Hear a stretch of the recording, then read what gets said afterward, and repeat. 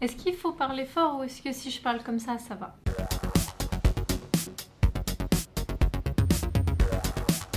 Ma thèse s'intitule « Le traitement des relatifs dans les langues, une approche comparative et multifactorielle ». Dans ma thèse, je me suis concentrée principalement sur le traitement du langage. Et le traitement du langage, on peut le définir comme étant la capacité à comprendre une langue et à comprendre les mécanismes qui facilitent ou qui entravent la compréhension. Et pour ça, j'ai analysé plusieurs langues, notamment donc l'anglais, le français, le mandarin et le cantonais.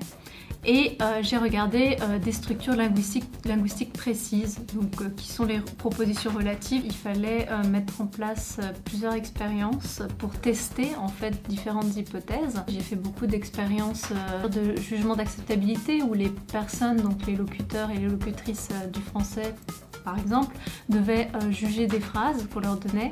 Un premier exemple, c'est l'attachement des relatifs. L'attachement des relatifs, qu'est-ce que c'est? C'est quelque chose comme « je vois le fils de l'ami qui court ». En français, c'est ça. En anglais, ça va être « I see the son of my friend who is running ». Et en français, on a constaté qu'on avait plutôt tendance à penser que c'était le fils qui courait, alors qu'en anglais, on va plutôt penser que c'est l'ami qui courait.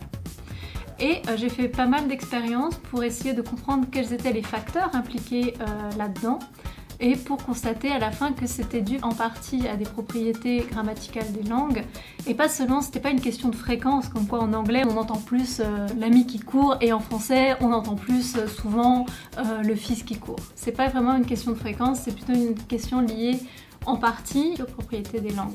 Par rapport à ce qu'on pourrait envisager sur l'application de mes résultats, ça peut servir pour tout ce qui concerne les logiciels de traduction automatique, où on pourrait prendre plus en compte les propriétés grammaticales des langues pour permettre un développement et un perfectionnement des logiciels de traduction automatique. Aussi, on peut envisager par rapport à l'enseignement du français langue étrangère. Les résultats que j'ai pu avoir dans ma thèse permettent de comprendre pourquoi il y a certaines structures qui sont plus difficiles à interpréter et à produire que d'autres.